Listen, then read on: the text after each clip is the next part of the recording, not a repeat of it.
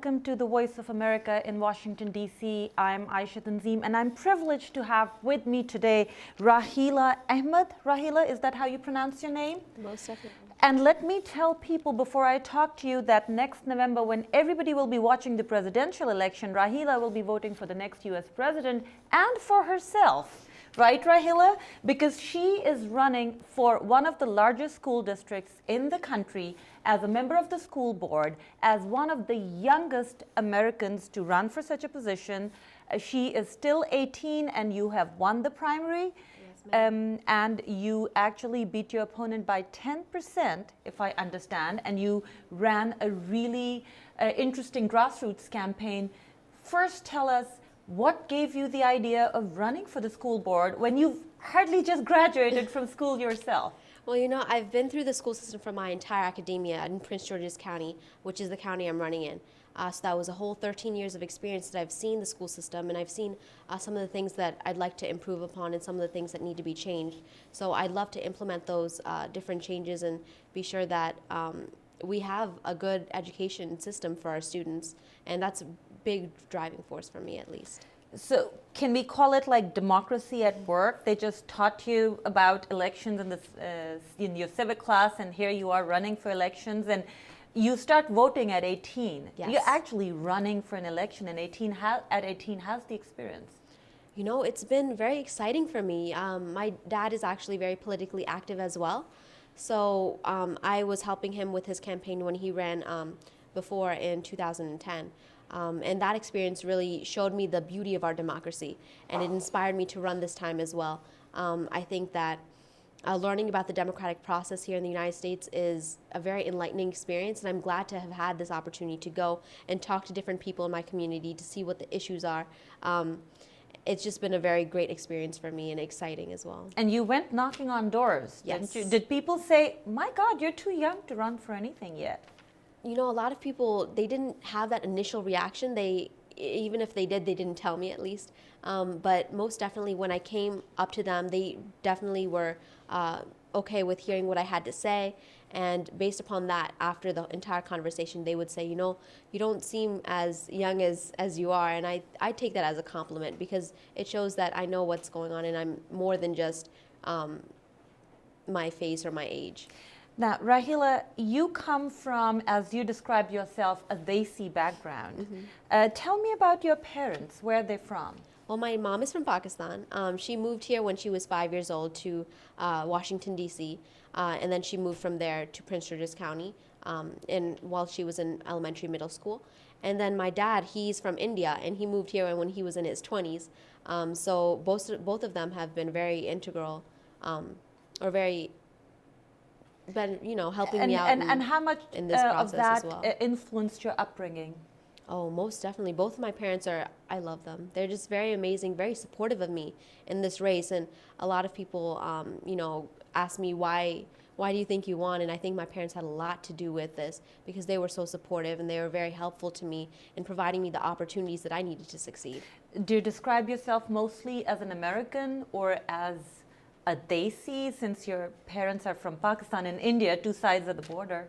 Well, you know what I have to say to that is, America is my home, and I can't imagine myself anywhere else, but I also can't imagine myself without the culture that I've been raised in and brought up in. So they're both two very important parts to who I am as a person and as Rahila. So I think they both play very important roles in my life. But for me, America is my home. Now, Rahila, I see that you cover your head. Mm-hmm. Now, there was a report that came out by Amnesty International yesterday that said in Europe there's a lot of discrimination. Women who cover their head have a harder time finding jobs, even going to colleges. Mm-hmm. What's been your experience in America? You know what? I'm so thankful to live in this type of a community where it's so diverse. And I'm very privileged to have the support system from my constituents in this race. You know, I didn't expect to do as well as I did, but I will not take those votes for granted. I know that I'm very proud of the constituents in my area to have voted for me, knowing that I cover my head, knowing that I'm not from originally culturally from this country. In terms of, you know, I'm Desi, but I was born, raised in America. So I'm very excited to see that everyone here is very accepting of me. So I feel bad for the European Muslim Americans there, but for me here, you know, this is where I feel like I was meant to be. And American Muslims have had problems. I mean, we've had organizations like CARE who've pointed out how some women were fired because of headscarves and had to go to court. What was your experience going to high school when people are so looking to belong, and here you are different from other people? I think the high school experience is all that you make it out to be. So for me, I was very confident, and I knew that when I was going to high school that I would start wearing the scarf, and I stuck to it. And whenever people asked me questions, I knew what my response would be. I think showing that confidence and showing that you're comfortable with yourself is something that people appreciate, and that is really what helped me in picking up the scarf in high school.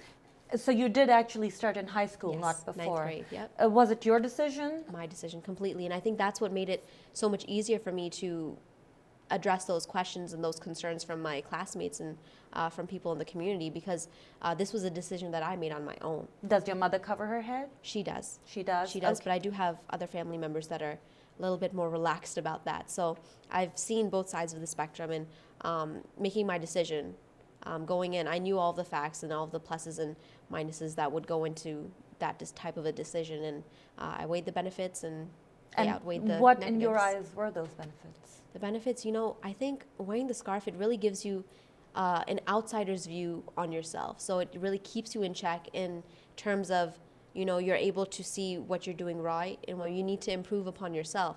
So for me, it really provided me an outside perspective, and it helped me not fall into the peer pressure as much as I feel like I would have if I had not put on the scarf. So it definitely helped with the peer pressure aspect, as well as helping me develop my own identity, and that was very beneficial. Now, you were in high school at a time in the last few years when a lot of people say anti-Muslim emotions in U.S. have actually grown. We had the Ground Zero Mosque controversy. We had, you know, we had the Times Square bombing. And did you feel any impact?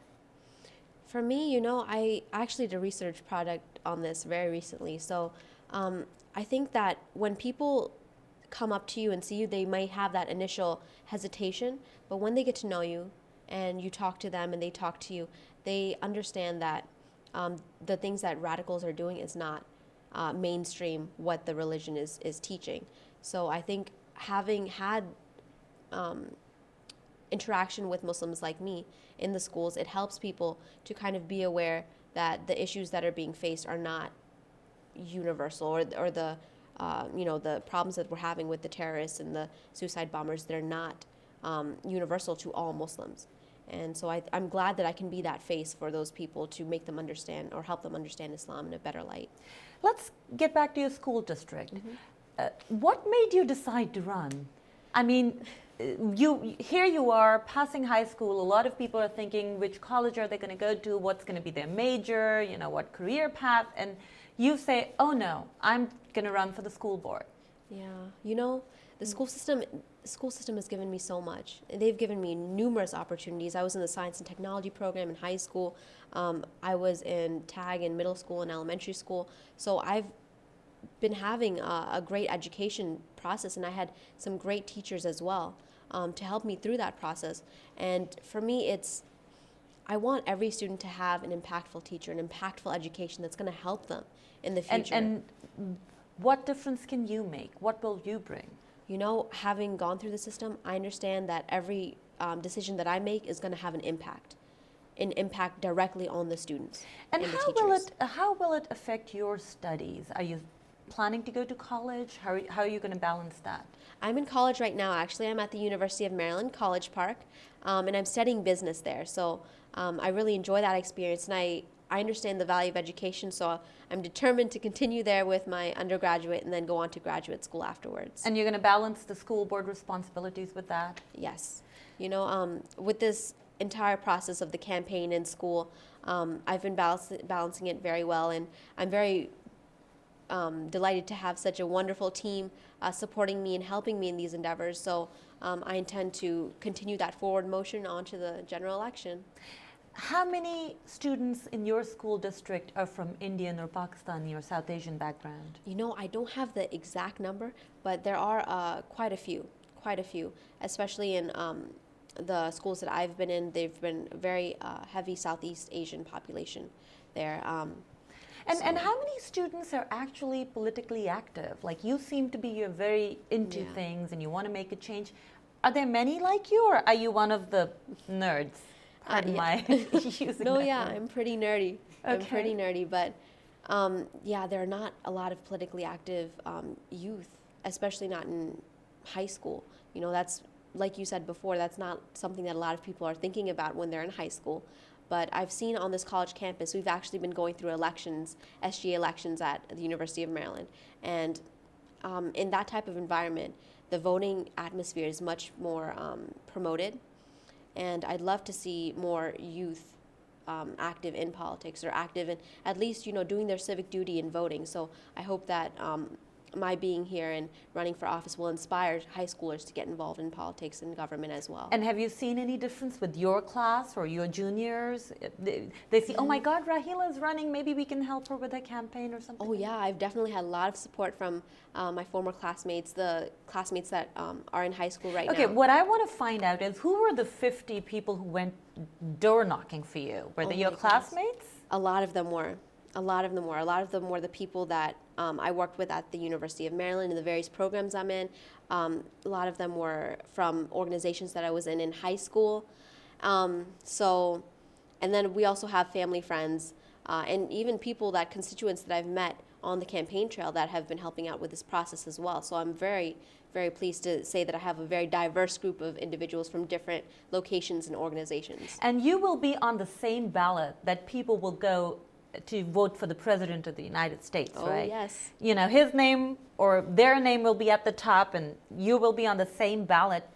Are you also going to be involved in political side of the campaigning, the actual presidential election process? I will be voting in the presidential elections for sure. You know, I understand the value of voting, so I'm definitely going to be sure to vote in the general election for that position. And do you have a favorite candidate? Do I have a favorite candidate? I don't know if am I allowed to say that? I don't know. I mean, But- it's your choice. I mean, if you don't want to say it, that's fine. But if you Okay. do have a favorite candidate, you're I do have a totally- favorite, but let's not You're being express that. Express that. It's okay. very political. I know. Do we see a politician in the making then? You know, I oppose the idea of being like a career politician. I don't think that that's something I want to do, being in office for a large number of years, because I think, you know, at least for me, if I'm in an office for that long and I'm not able to make a significant difference, then maybe I shouldn't be in there and let new blood come in. I'm very much pro new blood. I'm very young myself, so I like that approach.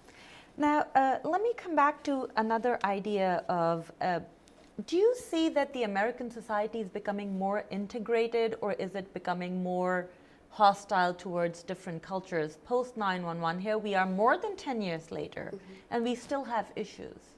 Yeah. Have you seen things get better or worse?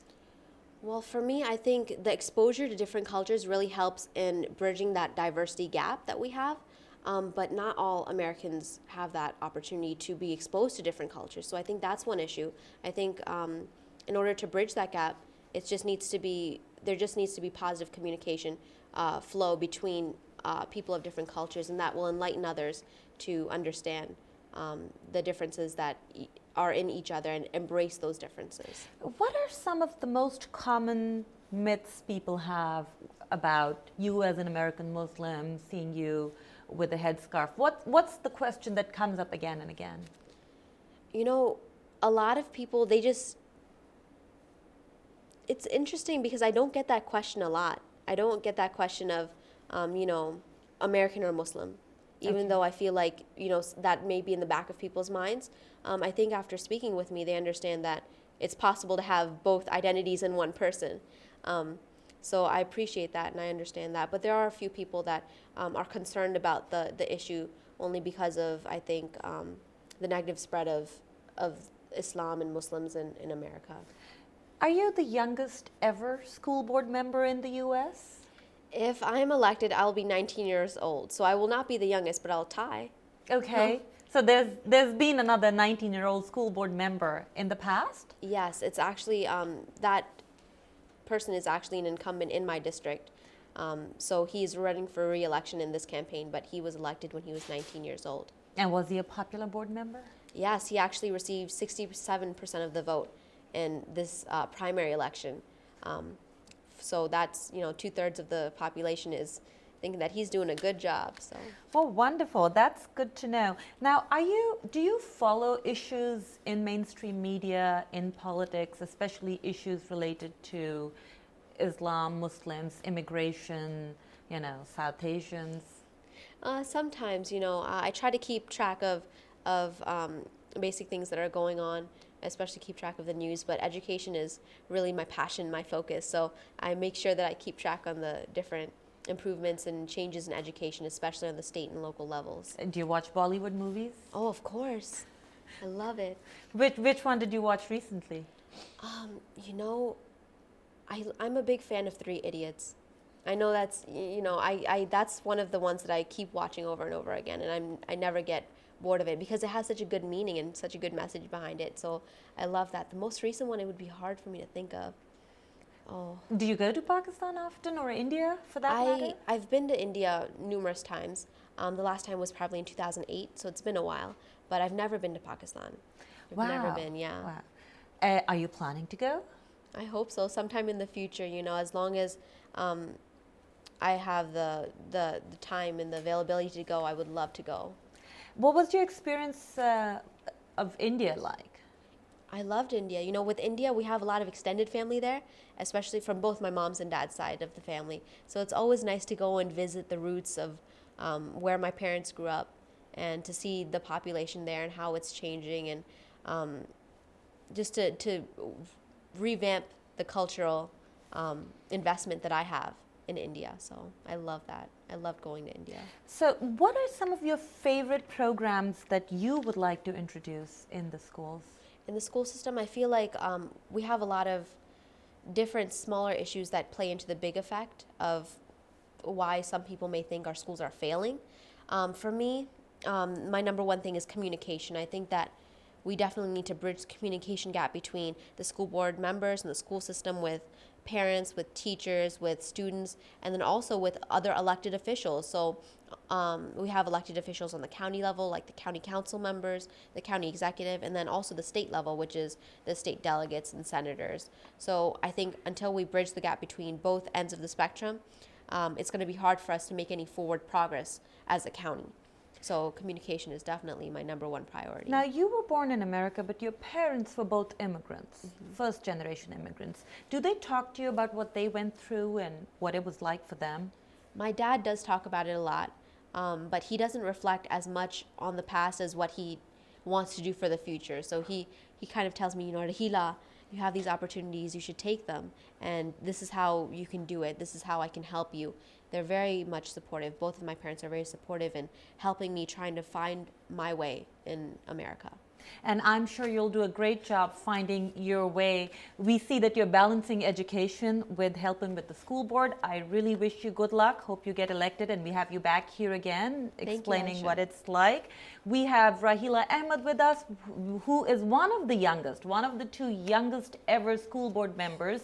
We hope she gets elected in November when everybody will be voting in her district for the school board members while they're also voting for the President of the United States. From the Voice of America studios in Washington, D.C., I'm Aisha Tanseem. Thank you for watching.